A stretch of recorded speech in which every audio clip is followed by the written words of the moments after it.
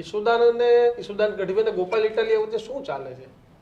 હું અંબાજીથી ઉમરગામના જે 14 જિલ્લા છે, જે આદિવાસી બેલ છે, એમાં મારે અંડરમાં 12 લોકસભા આવે છે, 44 વિધાનસભા આવે છે. વધારે પડતો ધ્યાન મારો દક્ષિણ ઝોન મને કાર્યકારી અધ્યક્ષ બનાવ્યા છે, સંભાળું છું. અને ગોપાલભાઈ હોય, ઈસુદાનભાઈ હોય, મને અનેકવાર અમે સાથે પ્રોગ્રામો કરી સાથે હોય છે, ત્યારે મને એવું નથી લાગતું કે એમની અંદર કંઈ ચાલતું હશે.